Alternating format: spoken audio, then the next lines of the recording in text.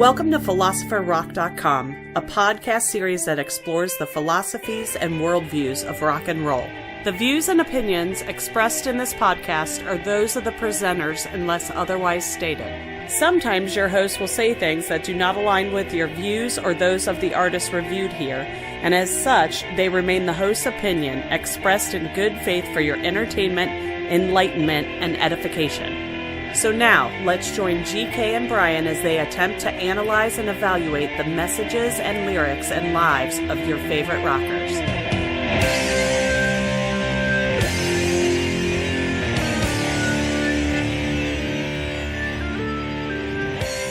G'day and welcome to episode 3 of Philosopher Rock. This episode will attempt to look at the philosophy of Jethro Tull's Ian Anderson.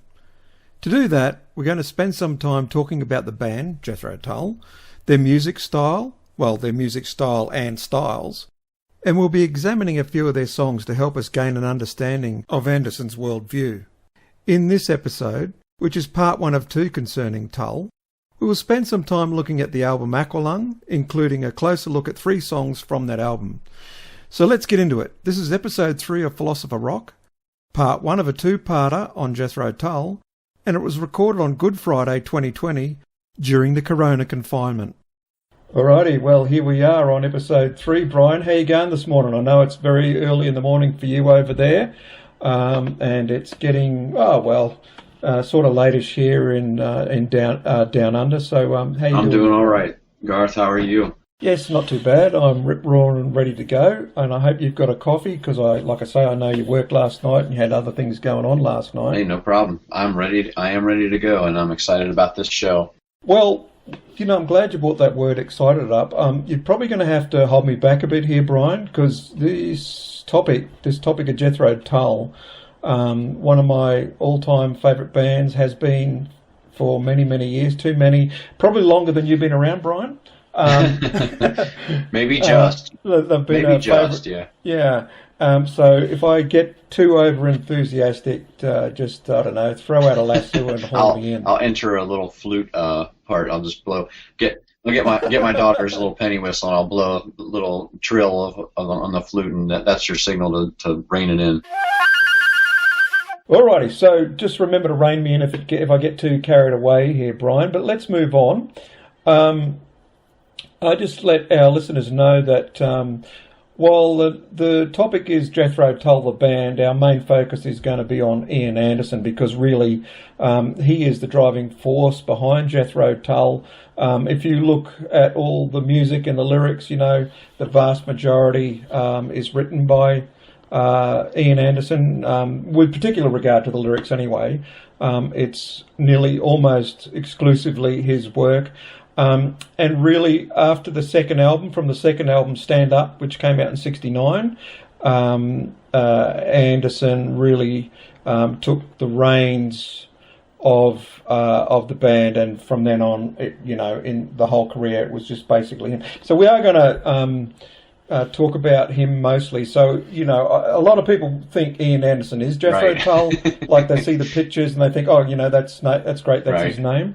But as we know, the name of the band, how they got the name of the band, came about because they were changing the name of the band around. They were performing in all these clubs, and they were changing the name around so much because they didn't think they were going to get invited back to these particular nightclubs or venues. So they kept changing their name, and the idea came out, well, what are we going to use this week? And it was, Jethro Tull, which is like it's a guy who invented the seed drill, agricultural invention, right? A few hundred years ago. So that's where the name came from. But a lot of people just associate that image of Ian Anderson with Jethro Tull and vice versa, and he is Jethro Tull. But anyway, we are focused on him. Another thing to point out is that they've had an over 50-year career. The band released their first album in '68, and so there's so much to cover. In fact, really, you could just do a whole podcast series on Jethro Tull, and if you even just said, okay, let's do one album and maybe some other stuff, one album per episode, you'd just be there for so many episodes. It would be a whole series.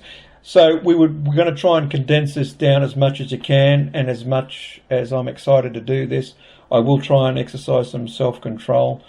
We do have the flute on standby, so Brian's going to tap me on my noggin if I get too into this.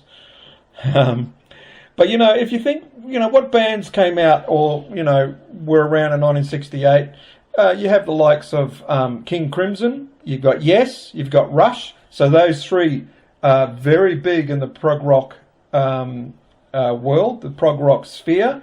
Now, Jethro Tull didn't start out with prog rock, but they eventually moved into that. Then, of course, you've got Deep Purple and Led Zeppelin as well. So this is a long career with some of those other big bands that we all know to this day. And so, again, I'll repeat, it's going to be hard to whittle this down. So what we'll do is we're going to pick out maybe one or two albums to talk about and maybe a half a dozen songs, focus on those, and so we can get to where we're going, which is what we want to do is talk about the philosophy of Ian Anderson.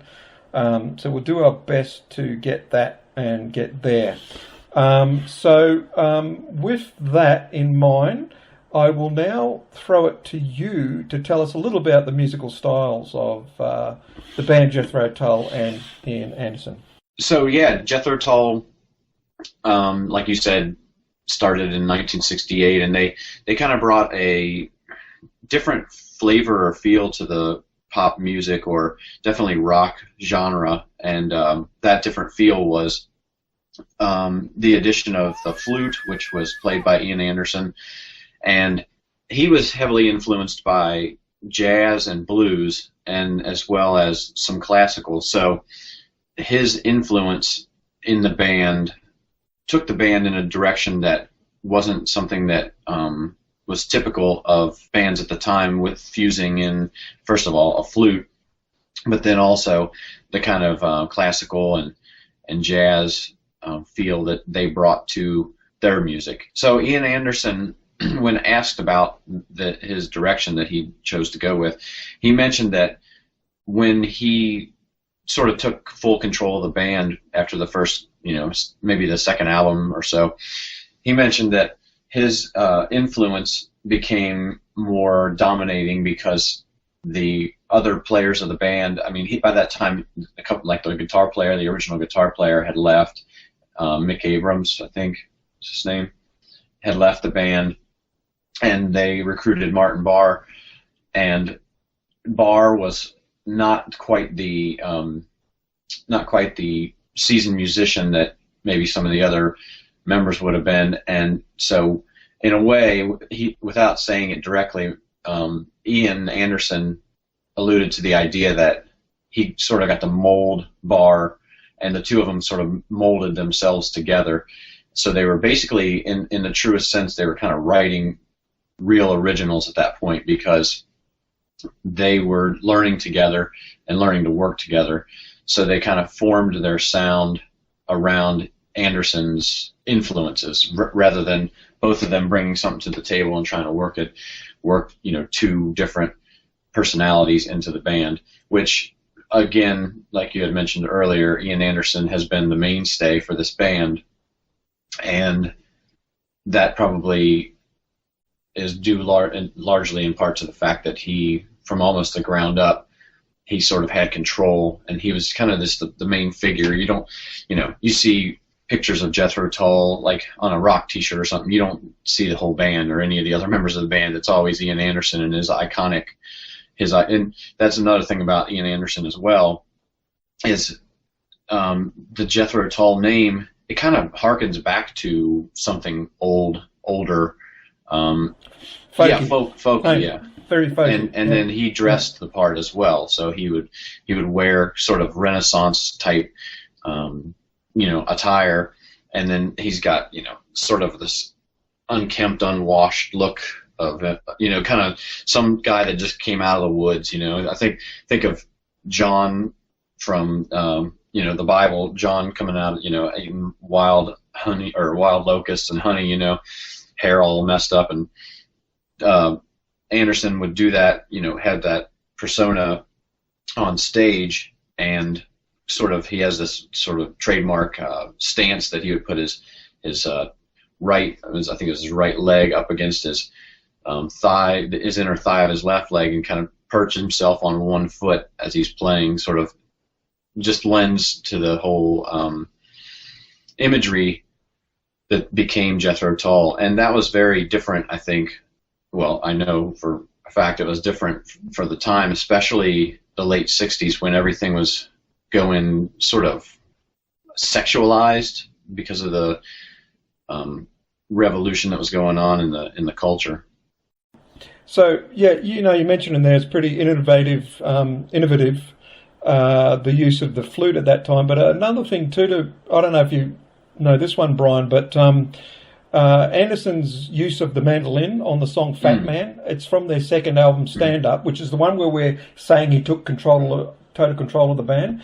That was one of the first uses of that instrument by a rock band. And so we know a lot of other bands later on made use of the mandolin. And so that was pretty innovative at the time. And also, if you look back to the music that he was listening to himself, there are mentions of a few bands. I might talk about this a bit later, but it's also interesting to note that, like many of the people that you and I enjoy, he listened and listens to Beethoven. Interesting. You're not surprised, are you? No, really, not knowing what I do know about the music and him. I mean, he seems like a pretty well-rounded guy, as far as I would imagine. He's probably dipped his toe into just about everything, and he does. I've never heard him talk down about anybody directly. I've never heard him talk down about anybody directly, and I've never heard him talk down about any particular style of music. So, seems kind of like one of those jack of all trade kind of guys. No, well, he's very interesting to listen to in interviews and such. My son and I were having a conversation about Anderson this afternoon, and we're both saying that, we both agreed that he's a very tongue-in-cheek sort of guy. So a lot of his interviews, he's a little bit hard to nail down on some things, like, because he's so tongue-in-cheek, you're thinking, okay, is this for real or whatever? And I don't mind that. I like his humour. And as far as not taking things too serious or things like that, if you remember the 1989 Grammy controversy, and now I will talk about this now, but Ian has said that he doesn't want to talk about this anymore. So if you get to listen to this at any stage in the future, Ian, forgive me, but I just have to bring this up because my son and I were talking about it this afternoon, and now that I've mentioned it, I've got to go on with it. So in the 89 Grammy Awards that Jethro Tull won, they won it for the Crest of a Knave album, and it was in the new category that the Grammys had created, hard rock, heavy metal category, and they beat the likes of Metallica and AC/DC and a few others. A lot of their stuff at that era was considered to be, progressive rock, folk rock, album-oriented rock, AOR kind of stuff. AOR, and my favourite terms for them, some of their earlier stuff just before then, Elizabethan rock or Renaissance rock, all of these things, but not really heavy metal. So they weren't expected to win that, and their management had told them, look, don't even bother flying over to the United States because you're not going to win that. Metallica has got this one hands down. So they didn't arrive, but they won that one in 89. Now, Metallica did go on to receive their share of Grammys, and perhaps the most notable for our purposes here is their 92 win at the 34th Grammys when Lars Ulrich, he said, when they got their Grammy, he said, "We've got to thank Jethro Tull for not putting out an album this year," right? So, I mean, there's lots being made about that, and you can go and look on that for yourself. But his responses to that issue, no malice, nothing like that at all. It's just that, listen, that's what happened. We didn't think we were going to win. They won, basically, I'm just paraphrasing, but good for them.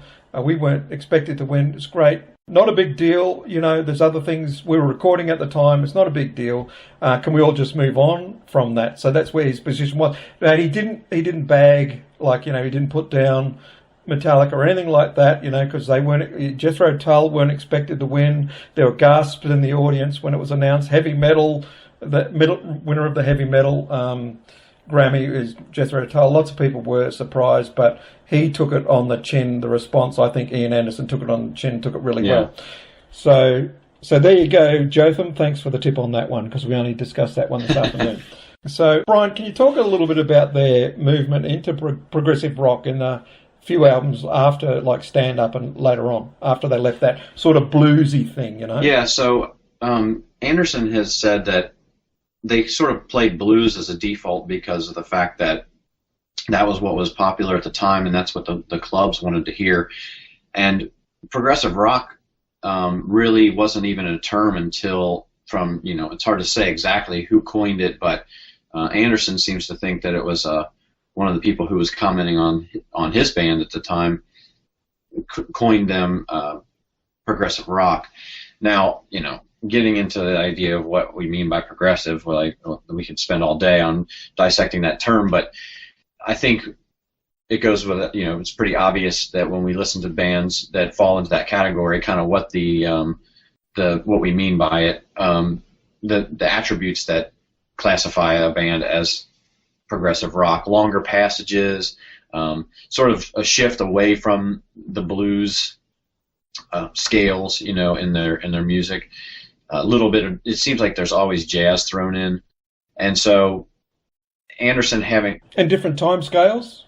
Yes, a lot of odd, what we would call as musicians odd timings. I mean, of course, technically nothing's odd, but yeah, like 4/5 and 7/8 and things like that. So it's a little bit, if I can use the word, I mean, musicians are obviously going to know what we mean when we say the music's a little more taxing. It's more difficult to play, and because you're thinking outside of the typical box of pop music, and not only is it a little more difficult to play, but to some it might even be more difficult to listen to, because I know a lot of people who go, I don't get it, I don't want to hear that. They want something that's really accessible, but I think it engages the mind a little bit more because it gets you outside the box. Now, well, one of the reasons I really enjoy progressive rock is the segues as well. Yeah. You're not just listening to that one thing the whole way through a song. Now, obviously, the songs are very rarely they're not your 3-minute or 2.5-minute pop song that you're going to listen to on the radio, right? You can get, Jethro Tull, one of their songs, Thick as a Brick, what is it, 40-something minutes?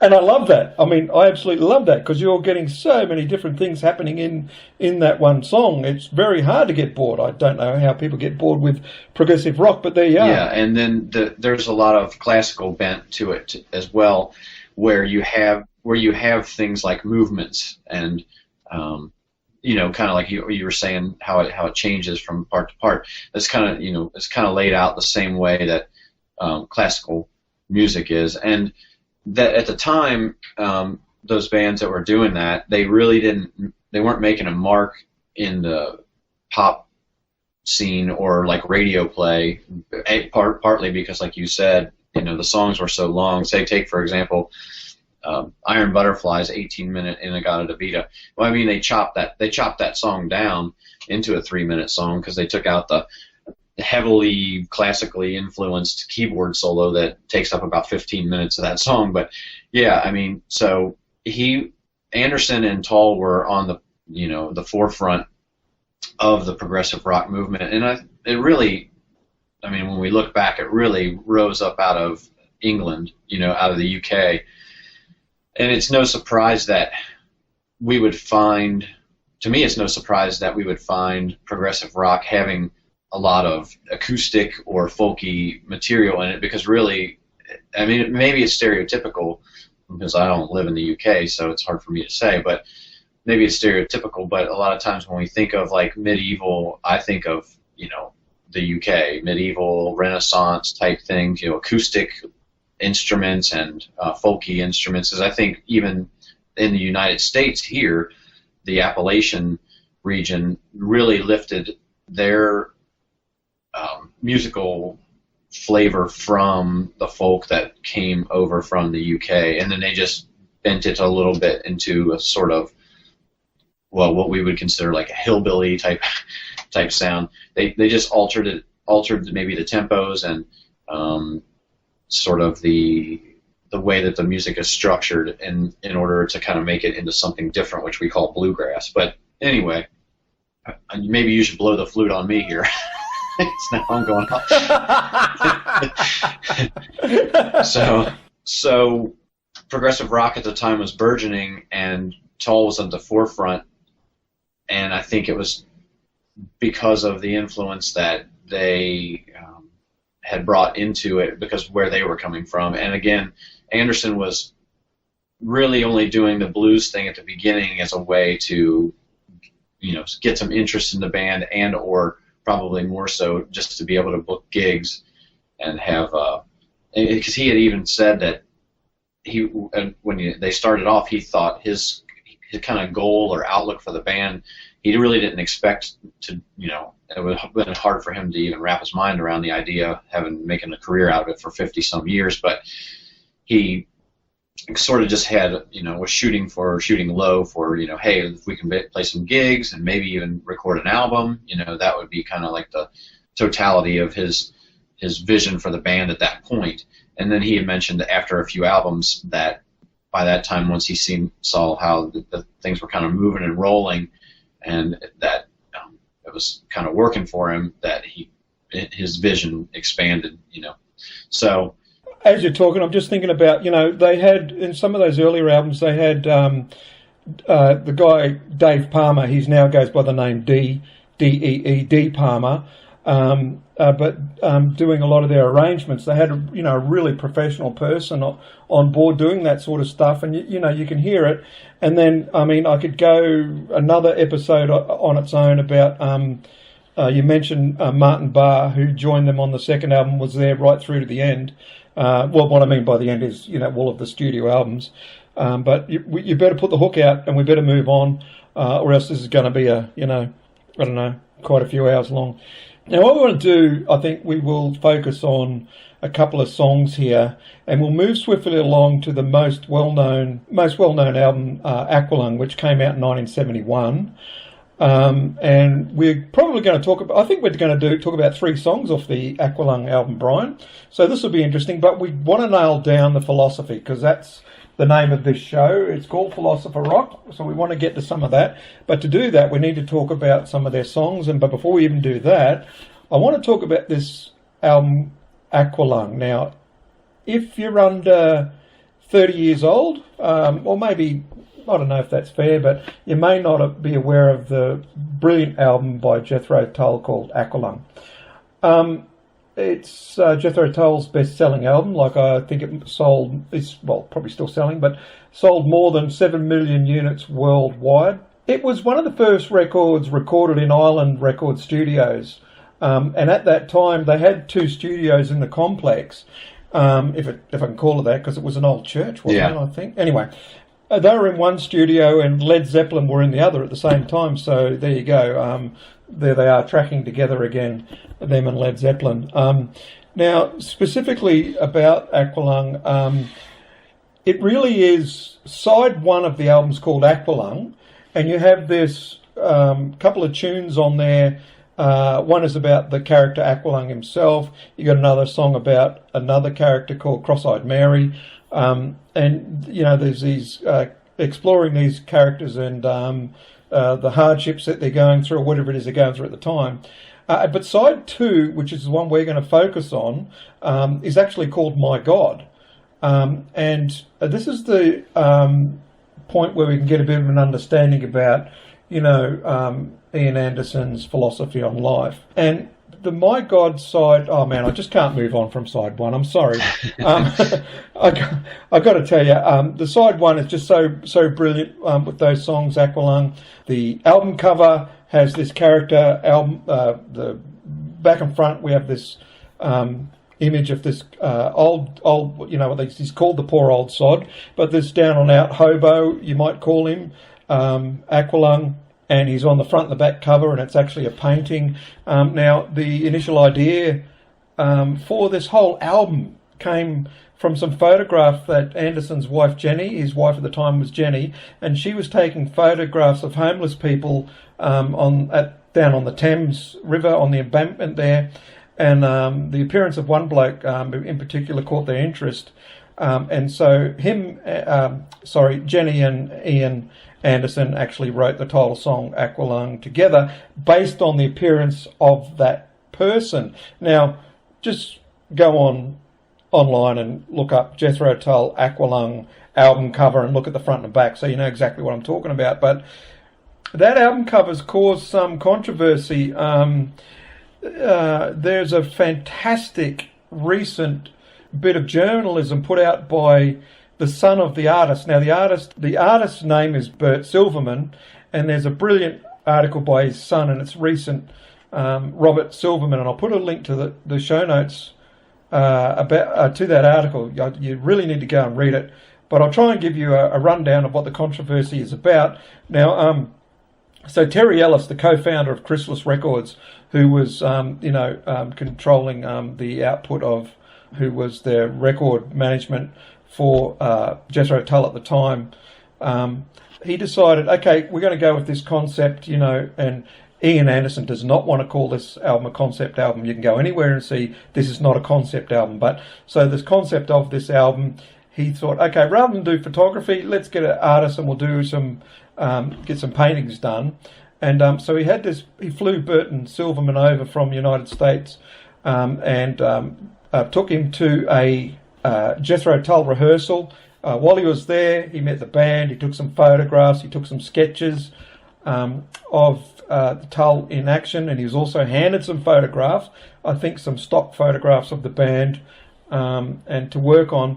And when he got back to his hotel room, he said to his wife was with him, and he said, look, there's not much I can do with it, I can't use these. So he said, you know what I'm going to do, I'm just going to do a self-portrait. So he put on this old trench coat, looked at himself in the mirror, and he did this sort of self-portrait. Now, the point about this, why I'm going on about it, there's two major things here. One is, to this day, Ian Anderson says that portrait is of him, right?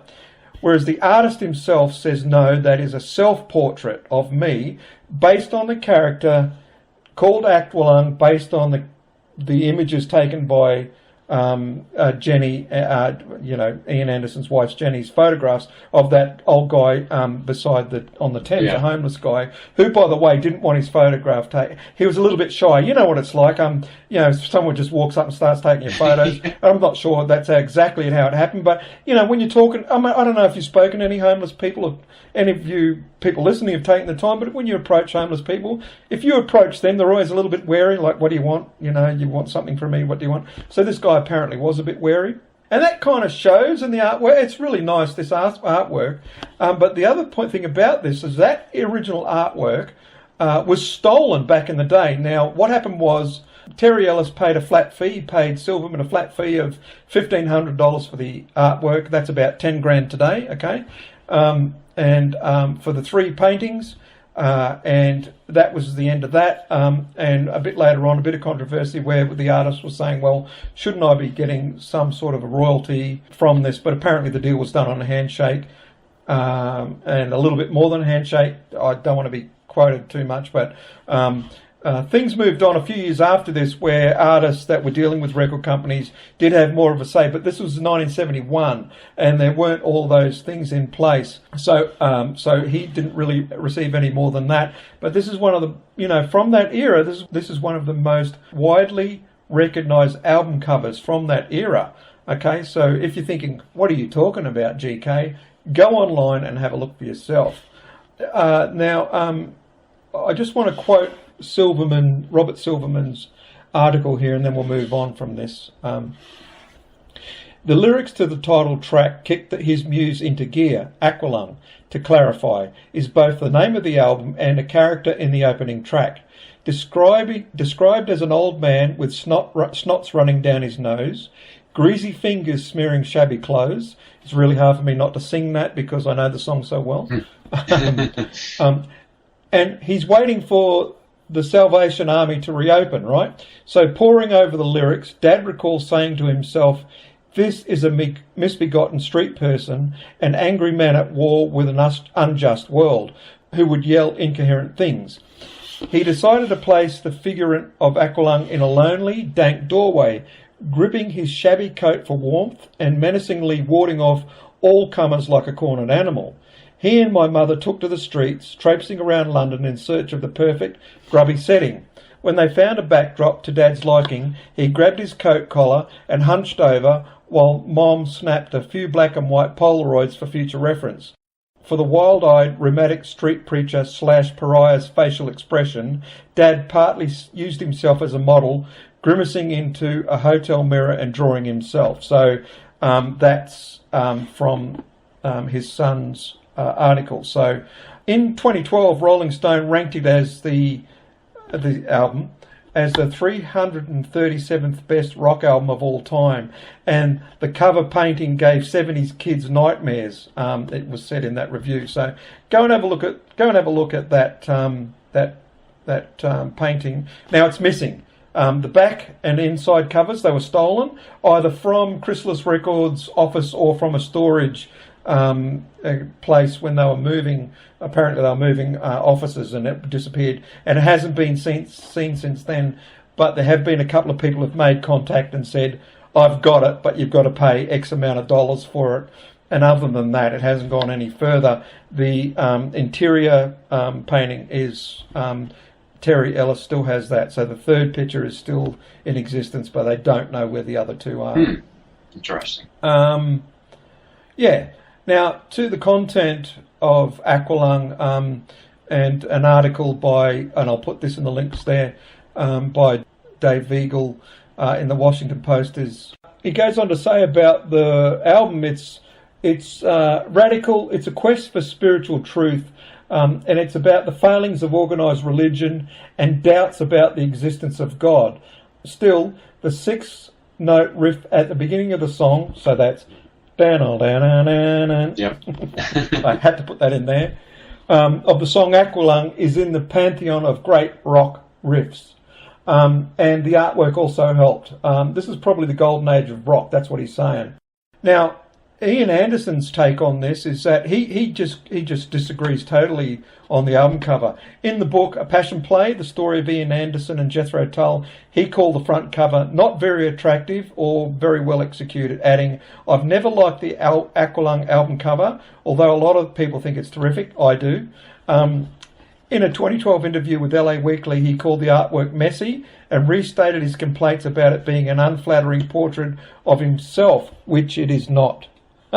So Ian Anderson thinks it is a portrait of himself, but apparently it's not. Despite the fact, if you go online and you have a look, it does look a lot like him. Yeah. Oh yeah. But just last night, so my wife and I got some photographs of the artist and put them side by side. So we put all three up there. We put Ian Anderson, and we put Burton Silverman, and we put the artwork itself all up there on the screen.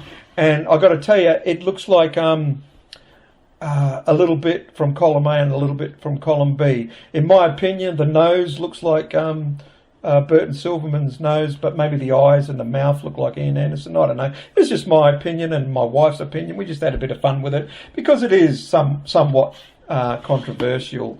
But anyway, go online and have a look for yourself. Now, we better move along just a little bit. Here comes the flute.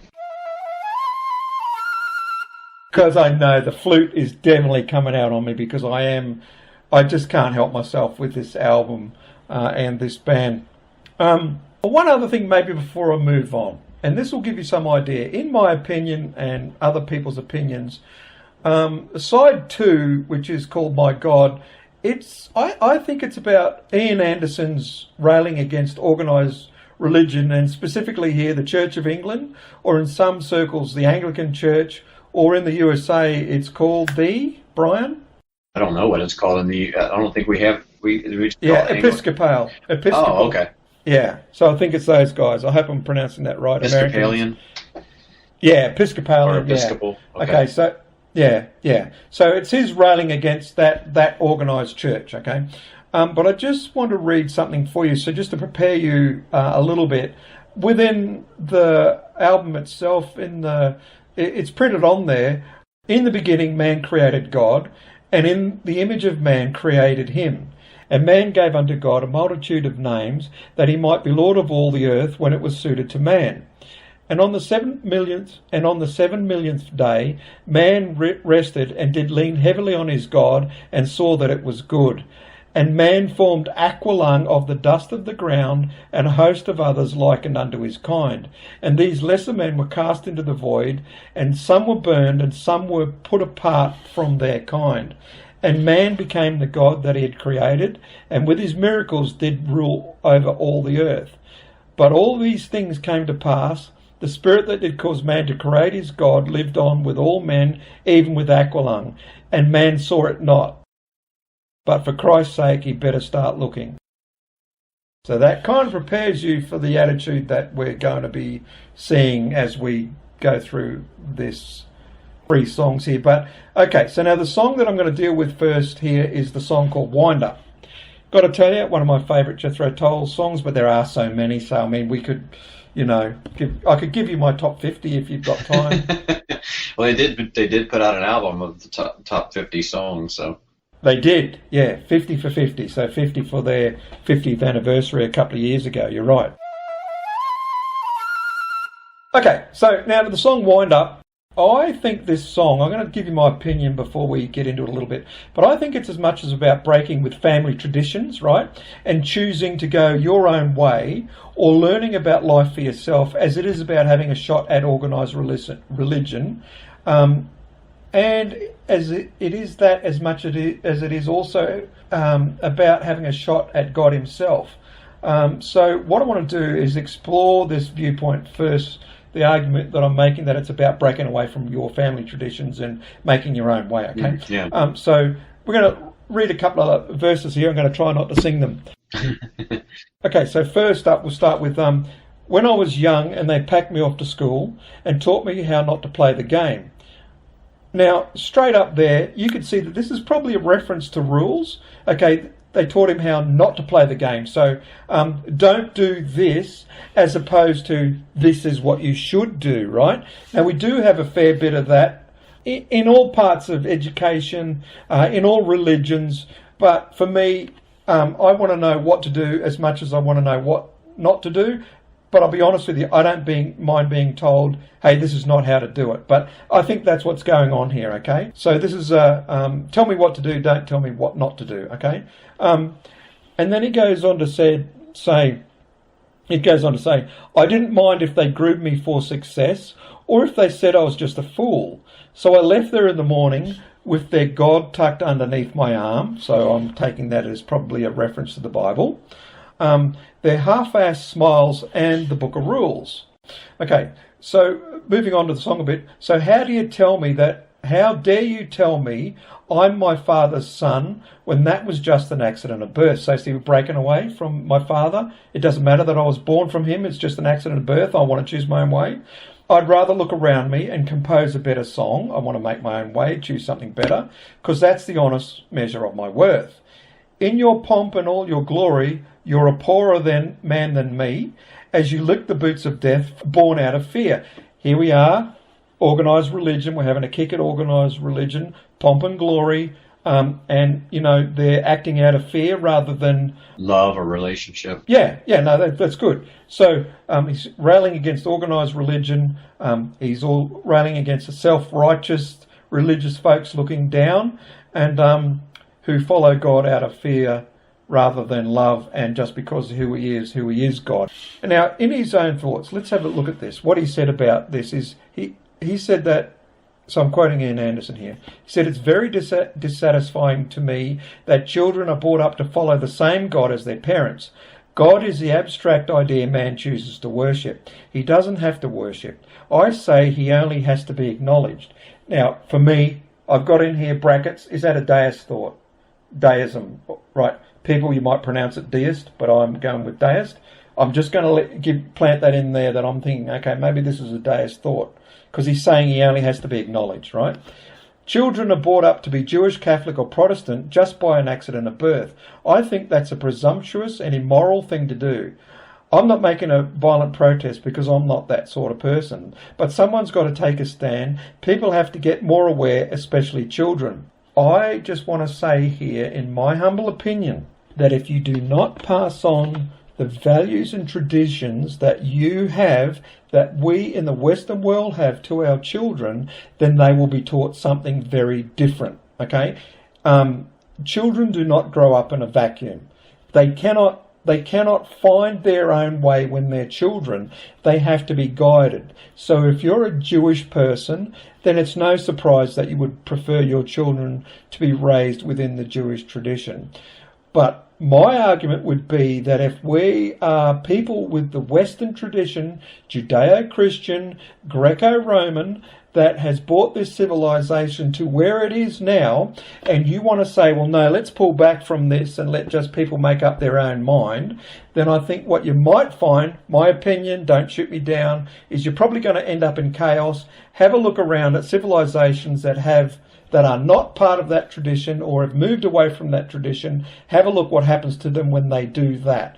When they lose their values, when they lose their way, when they lose their traditions, you have chaos, okay? And I can tell you right now, my opinion, this is where we are with universities. Universities, we used to go to university, and yes, they were places of learning where people could learn and start to think a bit more for themselves, because you didn't go there as a child, right? But you start a bit more to think of yourself. You could ask the professors, lecturers, questions about, and start making up your own mind. But what was taught there was Western tradition, okay? And now, what they're taught there, my opinion, actually you can write to me if you like, I don't mind. Okay, I don't care if you write to me and you don't agree. But what they're now being mostly taught is how to drag down and destroy all of those traditions for what has built this world that we all enjoy, that you have the right to listen to what I'm saying now. In fact, you have the technology to listen to what I'm saying now, okay? That came from those foundations, right? For you to be able to flick on your phone and surf the internet, talk to anybody else around the world, all that technology that you're enjoying, right? That didn't come out of chaos. Okay, that came from somewhere, and we don't have to just talk about technology, but I know a lot of people, that's all they focus on now, is technology, and we're throwing all our values and traditions out the window. And yes, I'm on a rant here. And I haven't heard the whistle, but I'll whistle myself. But yes, you can write to me and tell me if you disagree. But also write to me if you think I'm right. If you agree, let me know, okay? Let's see what you think. Have at it. Feel free. Just don't be crude or nasty about it. But I'm happy for that. And all right. So let's get back to the song "Wind Up," and I will wind this up a bit here shortly. Okay. So I see. Let's move to another verse, right? Okay, and it says, "And I asked this God a question, and by way of firm reply, he said, I'm not the kind you have to wind up on Sundays." So Anderson is acknowledging here that the God that he was taught, that this character here, and him as well, because he, as far as I know, went to a religious school, they were taught about the God of Abraham, Isaac, and Jacob. And he asked this God a question, and he was given the reply, "I'm not the kind you have to wind up on Sundays." So, okay, see, here we have him swinging out again against formal, ritualized religion, right? Now, many believers in God would agree with the sentiment here, Sure, right? yeah. God is not a God of Sundays only. He's not necessarily a God of pomp and ceremony. He might be, but that's not all there is to it. Right. God is with us on Sundays, but he's also with us on every other day of the week. Right. Okay? And I agree with this sentiment here. Which is why I like this song so much. God is not the God who, you wind up on Sundays, right? Right. But also here, I'll just throw this in, my view on Deism, and I'm given some hints here where I think I'm going to end up, but my view on Deism is just paraphrasing, just my opinion, is it's seen as like, there is a God, there is a creator of everything that we know, the planets and the universe, and he wound it up, that's why I'm using wind up, right. He wound it up like a big clock, and he walked away and just let it run, right? And we can't have any contact with him, he doesn't have any contact with us, but we acknowledge there was a creator, and this is my personal opinion on what I think it is. I'm sure it's more than that, but I'm just saying that's how I see it. And that's why I'm not surprised for him to use the term wind-up. Just to finish here, I'll just read this and finish here. I asked this God a question, and by way of firm reply, he said, I'm not the kind you have to wind up on Sundays. So to my old headmaster, and to anyone who cares, before I'm through, I'd like to say my prayers. I don't believe you. You had the whole damn thing all wrong. He's not the kind you have to wind up on Sundays. And I will leave that right there because I can hear the flute coming, and I'll pass it over to you, Brian. You've got to get me off this topic. No, I let you go. I didn't rein you in with the flute because I think that you were making some good points there. Plus, there was a few things that I hadn't thought of in the song, so I had to learn something from you at that point. I couldn't squash it when you were teaching me something. So that only hurts me. No, so a couple of things that you had mentioned. You mentioned about basically, you didn't say it this way, but postmodern thought of tearing down these. So you mentioned university, which. So the problem that they're going to come up against anybody who is railing against the system is, and in doing so, they're trying to establish some sort of new order, which is a system. So there's really no way to get around a system, some sort of organization, because even the term university is a combination of unity and diversity. That's where we get the word university from. It's unity and diversity. So it's not only unity and diversity, but it's unity in diversity. And maybe not so much right this minute, but a couple of years ago, diversity was a big buzzword. And what people, when they say in postmodern thought, they'll say, we want diversity. They're trying to get you to accept everything. Diversity, like all things are good, all people, anything you believe, whatever you want to do is fine, or should be seen as fine, or you should be okay with it, or at least you shouldn't try to impose your thoughts or beliefs or restrictions on someone else. But right there, they're making a restriction on what I can do. So the whole thing is self-refuting eventually anyway. And then what they really mean instead of diversity is they're putting it under the guise of diversity, but they're really wanting autonomy. So they want to be able to make the rules themselves. They want their particular individual agenda to go through unchallenged, and that's just not possible because, like you said, we get chaos when we have that, right? If everybody's their own, when everybody's their own God, or everybody's their own center of authority, then we just get chaos. So the big person with the biggest gun wins, or might makes right type scenario. And so their whole thing is doomed from the start to be able to dictate to someone else that you can't dictate to someone else. I mean, that's just self-refuting. And so in the song, getting back to the lyrics of the particular song lined up, I found some of the same things that you did, so I won't go back over those. I won't reiterate the same things that you already said. But I do see a couple of things, like the idea that he's talking about, you had talked about people bringing their children up in the ways that they were raised, and really I don't see any other way around that. I don't see how that, regardless of what your beliefs as a parent are, I don't really know how you can completely cut your child off from your belief system that you live within. I mean, you would have to excommunicate, and that's what he uses here. He uses the word excommunicate. Well, you can excommunicate me on my way to Sunday school. You can excommunicate your child, but then at that point you're really not raising the child anymore. And there's always this underlying obligation to some sort of morality in all of this. And it's not, when we dig down as human beings, when we look at all these different outlets or proposals on how things should be, these morals at the base level turn out to be the same. But then it's when you try to put them into practice where people want to differ on those things. So we really need to go back to the root of where the moral comes from. Why do we even have a moral compass to begin with? Now, Deism won't be able to give you that moral compass because God has not spoken. God has not revealed anything in Deism.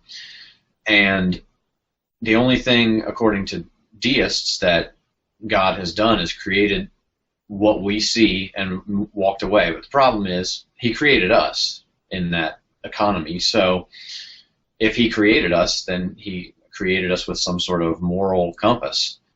And in order to know what, a compass works on the cardinal points. So in order to know what's north, south, east, and west, there has to be some revelation, whether it's expressly dictated or whether it's inherent in us. The revelation is there. See, now they're going to have they're going to have a problem with miracles and anything spiritual or supernatural, which is ridiculous in my opinion anyway, because there's some sort of supernaturality going on if he created everything, and he's separate from the creation. So they're going to have a problem with grounding their morality, and by the way, they have no problem imposing a morality on you because they're telling you what you can and can't do. And also we've got the problem with the obligation to do the right thing. Who am I obligated to? Why am I obligated to you? Why am I obligated to listen to what you want to say or what you want to do? And how can they know that this God who created everything hasn't given revelation to someone? They're not able to say, yeah, God created everything and then walked away, and he wound it up and let the whole thing go, and is he letting it run down? Well, we do see the second law of thermodynamics. We see breakdown happening. Is it winding down? Okay. But the problem is, how can anyone know that God hasn't given revelation to someone? And then let's say someone comes along and says, God has given me revelation. How are they able to say, no, he hasn't? They seem to know an awful lot about this God who can't be known. That's a big problem.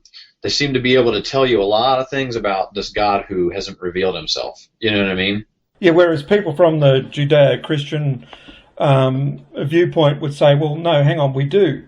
We do know because he's revealed through his word and through his Son, Jesus.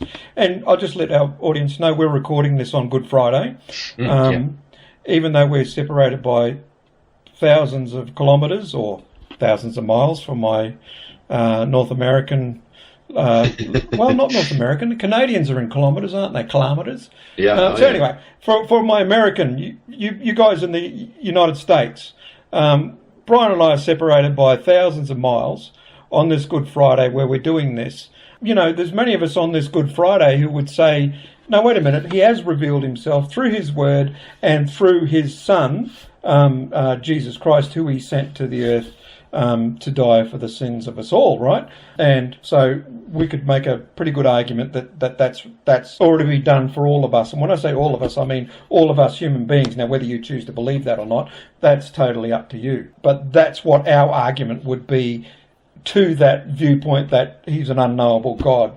And again, I just have to say that how in the world are you going to know anything unless he reveals it to you? I mean, the only way you're going to know anything about this God is by a revelation of some sort. I mean, even if he reveals, hey, I created everything and I walked away. I mean, that's the only way to know for sure. I mean, you can't take an inductive process like knowledge and finding things out and then make specific claims about. We haven't completed the induction. We don't know for sure that, let's just say from a deist point of view, we don't even know if eventually God will like from their viewpoint, possibly God would in the future reveal something about himself. You can't call the whole thing done, and in Aussie terms, done and dusted, you know, and just leave it at that, you know, because you're making a huge knowledge claim when you make that claim. But sorry, I think I cut you off there. Maybe I'll blow No. myself now. No, I was just... You're listening to PhilosopherRock.com. Philosopher Rock is now available on YouTube. You can search YouTube for Philosopher Rock, or you can find a link to our channel in the blog section of our website, where the show notes for this episode are posted. Just go to PhilosopherRock.com for that. Also, if you like what we are doing on Philosopher Rock, would you please take the time to subscribe to our YouTube channel? And to those who already have, thank you. Now, back to the show. All right, so let's go to another song off the Aqualung album. Brian, what did you want to... You were going to cover My God, the song Yes. My God. Yes. So the song My God off of Aqualung as well mentions the same sort of sentiment he's given here about God, talking about how man sort of creates a God, or it says, let me just read some of the lyrics. It says, "People, what have you done? Locked him in his golden cage, made him bend to your religion, him resurrected from the grave, So right there we've got an allusion to the idea of Christianity, and we have what we're celebrating this weekend, Resurrection Weekend, or known in common parlance as Easter. It says, he is the God of nothing if that's all you can see. You are the God of everything, he's inside you and me. So what he seems to be doing, as a lot of these rock musicians are wont to do, is use that juxtaposition and the paradoxical ideas, because he's saying he's the God of nothing, if that's all you can see, which I would agree that if God was created by mankind and we've decided to lock him into this golden cage, which I'm assuming he may mean by golden cage, he could be meaning the idea that we've given the idea of heaven and supernaturality, or the supernatural realm, a sort of precedent, or a sort of like glowing appeal, or an ethic, or an aesthetic of you hear a lot of talk about gold and shininess and brightness, so maybe that's what he's talking about as far as locked him in a golden cage. And if that's really what all that it is, and if we have made him bend to our religion, that is God, if we've made him bend to our religion, then what he says in that next line is true, that he is the God of nothing, because really that's all just what we've created or what we've imposed upon God. Now, of course, he's not discounting the fact that he's not saying that there is no God. And he needs to concede that there is a God in order to even make this argument. So he says, to wind that part up at that end of that verse there, he says, you are the God of everything, he's inside of you and me. Now we're touching on a possible allusion to the idea of pantheism or panentheism, which is another thing that crops up occasionally in Ian Anderson's lyrics, the idea of pantheism or panentheism. So it's possible that I would say Anderson probably is pulling a la carte from any religious school of thought that he feels completes his picture of who God is.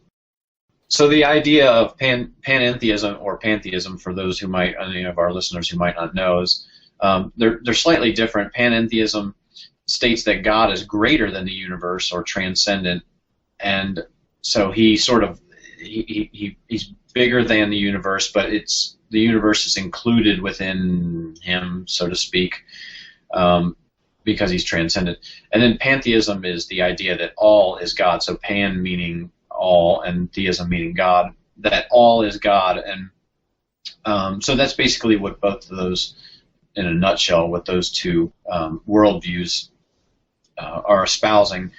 And I'm not suggesting that Anderson himself is espousing either one of those, but it seems occasionally he does seem to touch on those. Now, I'm trying to think just quickly here off the cuff whether or not Deism is able to comport with pantheism. Well, panentheism and pantheism won't comport together because one's saying all is God, where panentheism is saying that God's greater than the universe or any of his creation. So panentheism would work with Deism. Those two would probably be able to be reconciled. In the song My God, which we're talking about, he explicitly says, the bloody Church of England in chains of history requests your earthly presence at the vicarage for tea. Well, for those who don't know what a vicar, for those who don't know, a lot of us Americans might not understand what a vicarage is. It's basically like a church or where the pastor resides or whatever, what we would call a pastor. But so he's taken a shot at the Church of England, and in the chains of history, the Church of England doesn't have the best track record as far as being living a Christian ethos or whatever. But here again, we've got if you're going to take a shot at anybody, well, you're lodging a complaint, which means that there's some sort of morality in play that you feel has been not upheld or whatever. So again, where's he getting this morality? And then I think by the idea that when he's saying request your earthly presence at the vicarage for tea, I don't know. There's a couple of different things I guess he could be saying there. But the first thought that came to my mind was the idea of Holy Communion. Is he kind of saying that the ordinance of Holy Communion amounts to nothing more than just a casual tea party kind of thing? Speaking of like drinking the wine and eating the bread is what I'm talking about. But I think that one of the things that Anderson throughout some of these lyrics is saying is that he's got a problem with some of these ordinances, such as communion, because it's like in some circles and some religious belief systems, the ordinances that are performed are done so in a way to, and harkening back to our last topic, wind up God, to get him to notice us, to get him to do something for us, to get him to hear us or oblige us. And maybe a little bit on both sides of that as well, that like some of the ordinances are there for us to be wound up into a holy state of mind or whatever.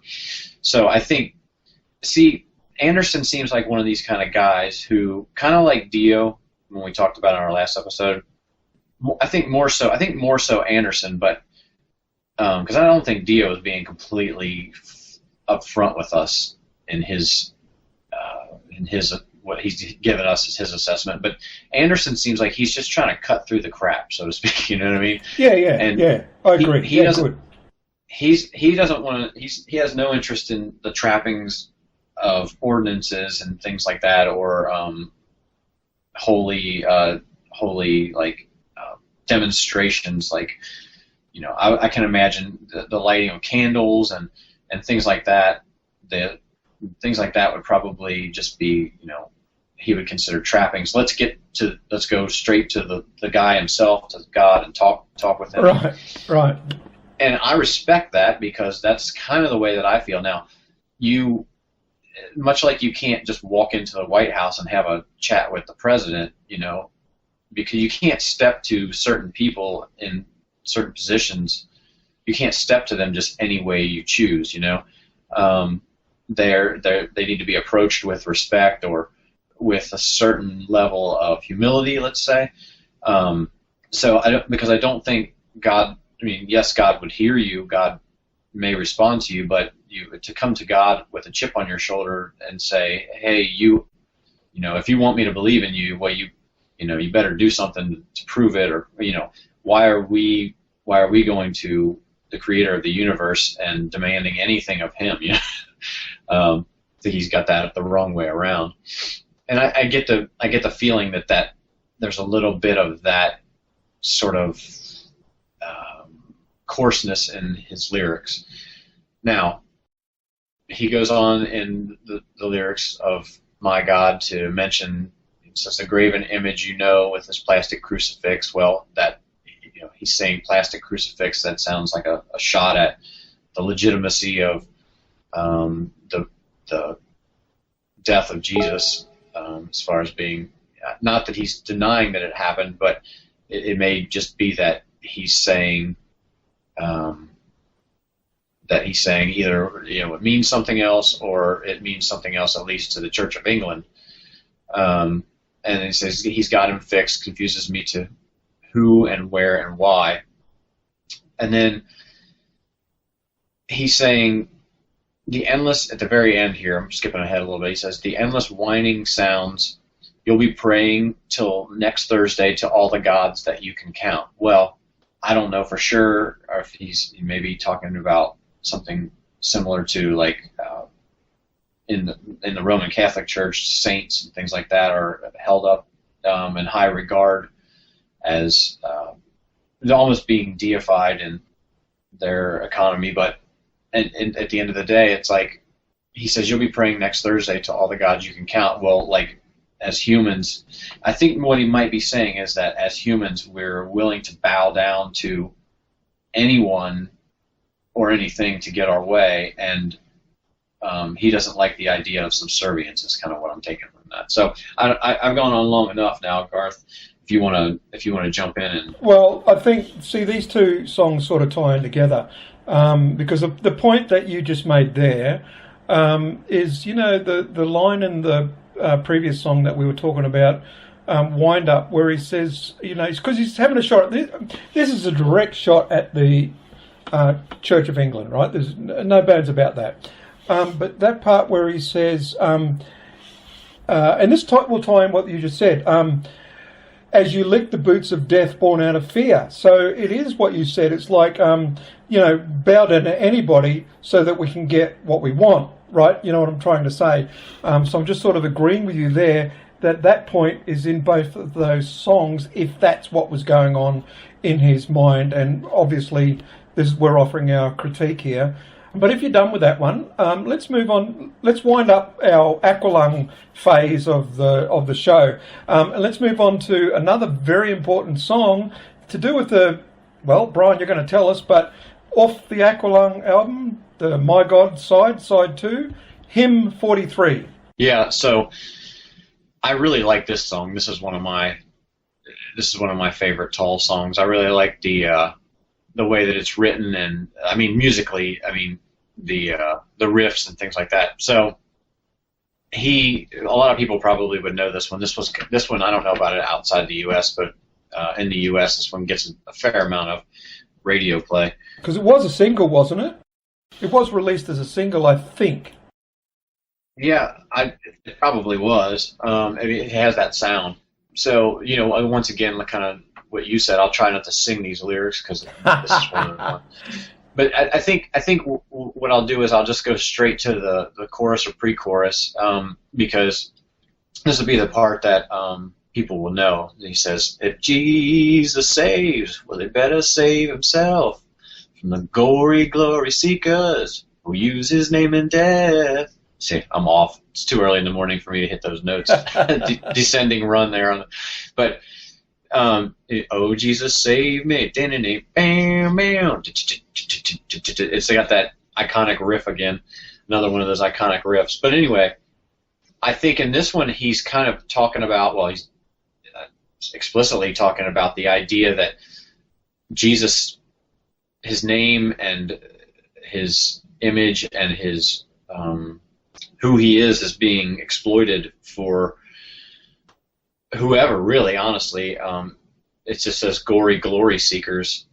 So it's like, it could be anyone from like a televangelist who's using the name of Christ to, get money, or it could be, again, the Church of England or any church or any person who is using the name of Christ in order for personal gain or to put someone under their thumb, to hold someone down. Or, religion is, religion over the course of history has a track record of being used to subjugate people. So, and I'm not suggesting that that's a good thing. It's not what the purpose of religion, so to speak, is that's not the purpose of it. So I think Anderson's just pointing that out and sort of like agreeing with someone like us that it's funny because he says if Jesus saves, well, he better save himself. Well, there's that paradox kind of thing going on again. It's like he came in the Christian belief, Christ came here to save us.